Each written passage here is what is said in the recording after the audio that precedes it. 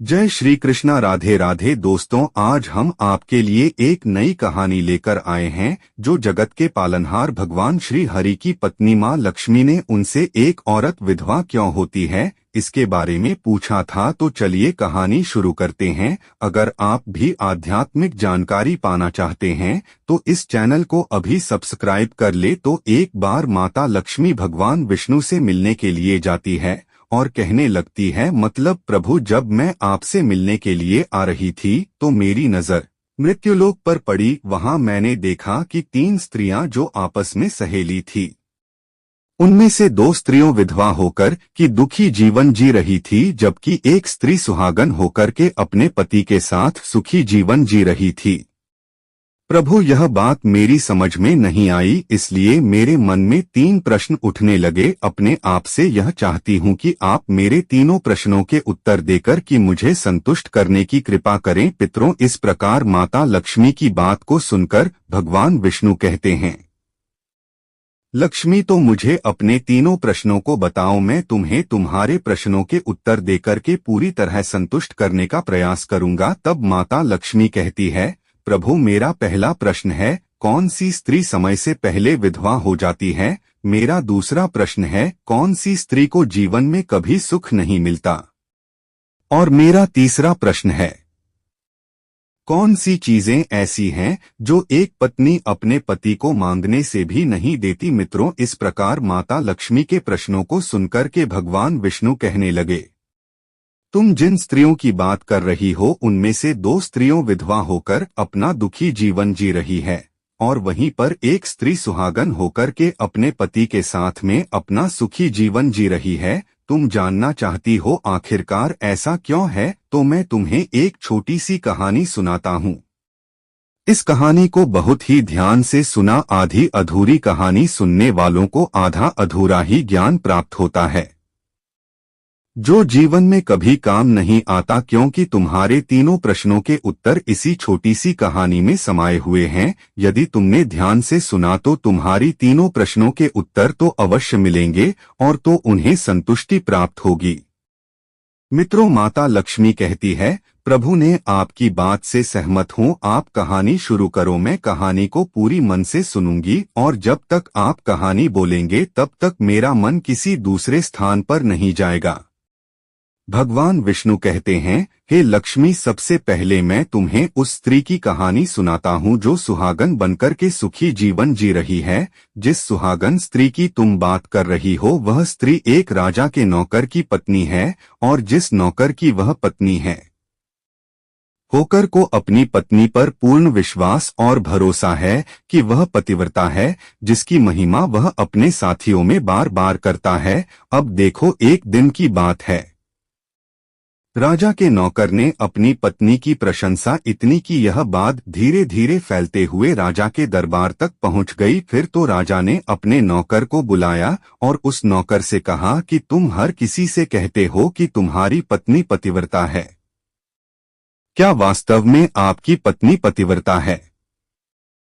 क्या आपको पूर्ण विश्वास है? प्रकार राजा की बात सुनकर के नौकर कहने लगा, महाराज, मुझे पूरा विश्वास है और पूरे से भी आगे विश्वास है कि मेरी पत्नी पूरी तरह पतिव्रता है।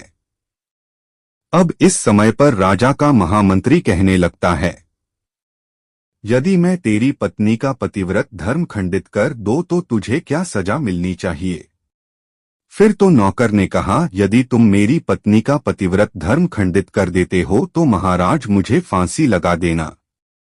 उधर वह राजा का नौकर भी मंत्री से कहता है, यदि महाराज यह मेरी पत्नी का पत्नीव्रत धर्म खंडित नहीं कर पाए तो इनको सजा मिलनी चाहिए। तो राजा ने कहा कि मंत्री को भी फांसी की सजा दी जाएगी। फिर भगवान विष्णु कहते हैं, लक्ष्मी, मंत्री ने स्वीकार कर लिया और नौकर से पूछा कि क्या वस्तु लाओ जिसे तू मारने की मैं तेरी पत्नी का धर्म खंडित करने में सफल हुआ। तो नौकर ने कहा, मंत्री, यदि तो मेरे घर से जाकर के मेरे विवाह के समय पर मुझे एक पटका मिला था और एक कतार में ली थी, वह मेरी पत्नी ने बहुत ही संभाल कर रखी है, जो सुहाग की निशानी मानी जाती है।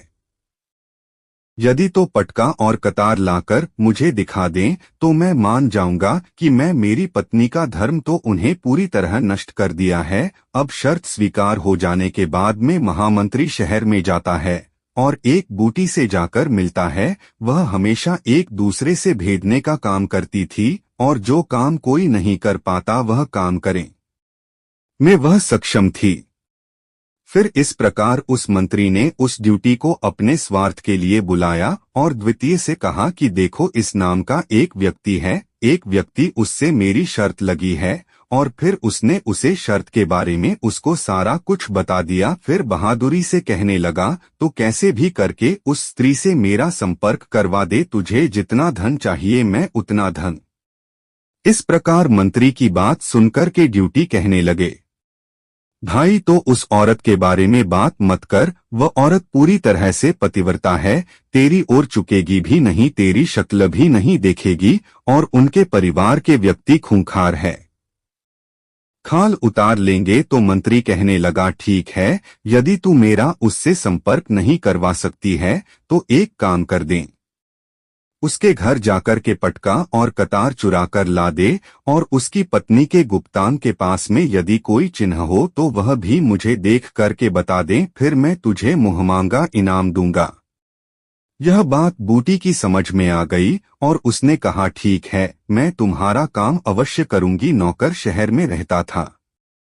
दूती नौकर के घर जाती है, उसकी पत्नी से जाकर बोलता है, बेटी मैं तेरी पति की बुआ हूँ, में कई वर्षों के बाद आई। फिर उस स्त्री ने कहा, मैंने आपको पहले कभी देखा नहीं इसलिए पहचान नहीं पाई। और इस प्रकार उस दूरी को उस नौकर की पतिव्रता स्त्री ने बहुत बड़ा सम्मान दिया, मगर उसे क्या मालूम था कि यह उसके साथ में छल करने आई है। अब भगवान विष्णु कहते हैं, लक्ष्मी इस प्रकार वह ड्यूटी उस पतिव्रता स्त्री के साथ में 2 दिन तक रुकी। जिस समय वह स्त्री स्नान करने लगी तो दुबई उठकर के उस पतिव्रता के कमर रगड़ने लगी। उस पतिव्रता स्त्री ने बहुत मना किया, फिर भी वह नहीं मानी और कहने लगी, तुम मुझे तो बेटी से भी प्यारी लगती हो, तो मना मत करो। काफी दिनों के बाद में मेरी तुम्हारी मुलाकात पहली बार हुई है। अब ऐसा कहकर के वह बहादुरी मुख पर हाथ फिराने लगी। फिर आंखों को धोने के बहाने से उस दूती ने उसे पतिव्रता स्त्री की आंखों पर पानी मार दिया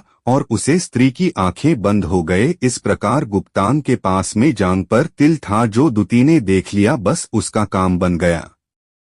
उधर स्नान करने के बाद में जब वह पतिव्रता स्त्री रसोई में खाना बनाने गई तो ड्यूटी को मौका मिल गया और उसने पटका और कतार उस नौकर के घर से चुरा ली और वहां से एकदम से भाग गई। और जाकर के दूती ने वह पटका और कतार मंत्री को दे दिए और उस पतिव्रता स्त्री के जांघ पर तेल की निशानी भी बता दें। मंत्री सीधा राजा के दरबार में पहुंचा और राजा से जाकर कहा, महाराज मैं नौकर की पत्नी के साथ में 2 दिन बिताए और यह पटका तथा कतार उसी के हाथों से लेकर आया हूँ।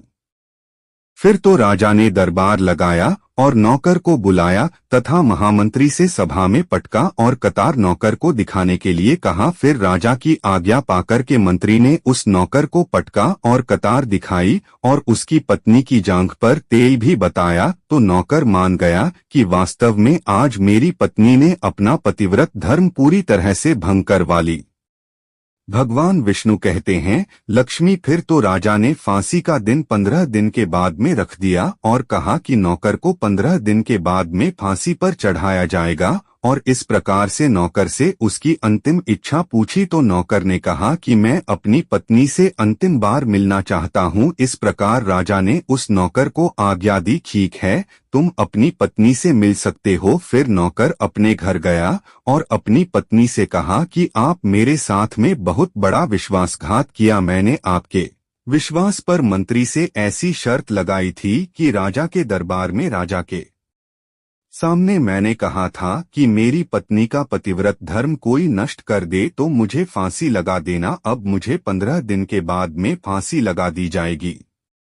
मेरे साथ विश्वासघात करके तुमने ठीक नहीं किया। उसे पतिव्रता स्त्री ने अपने पति को सारी बात बताई, मगर उस विश्वास नहीं हुआ और फिर नौकर राजा के दरबार में पहुंचा तो राजा फिर उसे कैद में डलवा दिया गया। अब उधर नौकर की पतिव्रता धर्म पत्नी ने परमात्मा को याद किया और अपना भेष बदल कर के राजा के दरबार में गई और राजा से नाच दिखाने की आज्ञा मांगने लगी, क्योंकि वह स्त्री बहुत ही सुंदर थी और उधर राजा शौकीन होते हैं। इसलिए राजा ने आज्ञा दे दी कि सभी मंत्री आदि उपस्थित होकर के सुंदरी का नाच करवाने की पूरी व्यवस्था कर। भगवान विष्णु कहते हैं, लक्ष्मी फिर तो सब मंत्री महामंत्री राजा आदि दरबार में उपस्थित हुए और फिर उस नौकर की धर्मपत्नी ने जब नाचना शुरू किया तो राजा को उस स्त्री का नाच बहुत ही सुंदर लगा और फिर राजा ने कहा, तुम मुझसे क्या मांगना चाहती हो? तुम जो भी मांगोगे मैं तुम्हें वही दूंगा। फिर उस नौकर की पतिव्रता स्त्री ने कहा, महाराज की सभा में मेरा चोर है जिसमें मेरे रुपए लिए थे मगर आज तक वापस नहीं दिए, उसे फांसी की सजा दे दीजिए। तब राजा ने कहा, ठीक है, बताओ मेरे दरबार में तुम्हारा चोर कौन है, उसका नाम क्या है, मैं उसको फांसी की सजा अवश्य दूंगा। भगवान विष्णु कहते हैं, फिर उस नौकर की पतिव्रता स्त्री ने कहा, महाराज आपका मंत्री मेरा चोर है, आप इनको फांसी की सजा अवश्य दें। अब उधर जैसे ही मंत्री ने सुना कि यह सुंदरी मुझे अपना चोर बता रही है तो मंत्री कहने लगा, महाराज मैं कसम खाकर कहता हूं कि मैं इसका कभी कुछ नहीं चुराया है, मैं से आज तक कभी देखा ही नहीं है, तो मैं चोरी कैसे कर सकता हूं? मैं आज तक इसकी शक्ल ही नहीं देखी है। आप भगवान विष्णु कहते हैं, लक्ष्मी जैसे ही मंत्री ने कहा कि मैं सुंदरी की आज तक शक्ल ही नहीं देखी है तो वह सुंदरी कहने लगी, महाराज मंत्री मुझे जानता नहीं है तो आप इसे यह पूछो यह पटका और कतार कहाँ से लाया था? मैं उस नौकर की पत्नी हूँ जो आपके यहाँ पर नौकरी करता है और आप मेरे निर्दोष पति को फांसी चढ़ने वाले हैं। अब मैं आपको पूरी दस्त सुनती हूँ। यह जो आपका मंत्री है इसने मेरे पास में अपनी एक बेटी को भेज करके मेरी जांघ के दिल का पता लगाया और उसी ने या पटका और कतार चुरा करके इसको करके दी और आपके मंत्री के द्वारा भेजी गई बूटी जब मेरे घर पर आई थी तो उसने मुझसे कहा था कि वह मेरे पति की बुआ है और वह पहली बार आई है, इसीलिए मैं उसको पहचान नहीं सके। और महाराज जिस प्रकार मैंने उस स्त्री को अपने यहाँ पर बहुत बड़ा सम्मान दिया और अपने घर पर उसके ठहरने की व्यवस्था की और इस प्रकार उस नौकर की पतिव्रता स्त्री की बात को सुनकर के राजा ने दोथी को बुलाया। फिर उस दूती ने राजा को सारी सच्चाई बता दी जिससे राजा ने उस नौकर को रिहा कर दिया और मंत्री को फांसी पर चढ़ा दिया। भगवान विष्णु कहते हैं, लक्ष्मी इस प्रकार उस नौकर की पतिव्रता स्त्री ने अंत में राजा से कहा, महाराज मैं अपने पति से बहुत प्यार करती हूँ, मैं चरित्रवान स्त्री हूँ, कभी भी मैं अपने पति का नाम तक अपने मुंह से नहीं लेती। भगवान विष्णु कहते हैं, लक्ष्मी मेरी कहानी पूरी होती है। अब तुम अपने तीनों प्रश्नों के उत्तर सुनो। तुम्हारा पहला प्रश्न था, कौन सी स्त्रियां समय से पहले विधवा हो जाती है? तो जो स्त्रियां अपने पति का नाम लेती है वह समय से पहले विधवा हो जाती है, क्योंकि पार्टी का नाम लेने से पति की उम्र कम हो जाती है और समय से पहले ही उनके पति की मृत्यु हो जाती है। ऐसी स्त्रियां थी का नाम लेती है, समय से पहले ही विधवा होकर के दुखी जीवन जीती है। बस यही राज की बात है कि तुम जिन 3 सहेलियों की बातें कर रही थी उनमें से 2 विधवा थी और एक यह नौकर की पत्नी थी जो पतिव्रता स्त्री थी। यह पतिव्रता स्त्री कभी भी अपने पति का नाम मुंह से नहीं लेती थी और उधर वह 2 स्त्रियों जो विधवा होकर जीवन दुखी होकर जी रही है वह हमेशा अपने पति का नाम लेकर ही बुलाती थी, जिसकी वजह से उनके पति की उम्र कम हुई और फिर वह दोनों स्त्रियां समय से पहले ही विधवा हो गई और आज वह दुखी जीवन जी रही है। इसलिए कभी भी स्त्रियों को अपने पति का नाम अपने मुंह से नहीं लेना चाहिए।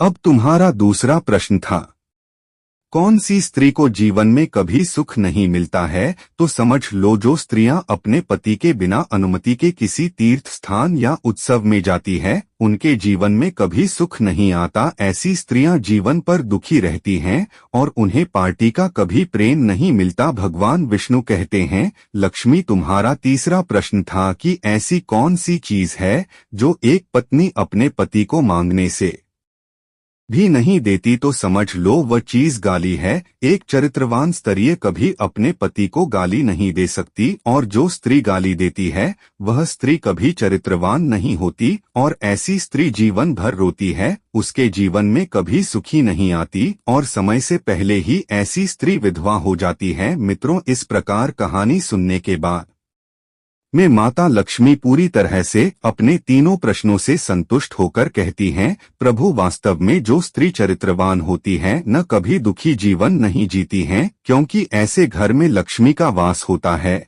और वह घर धन धान्य से हमेशा भरपूर बना रहता है।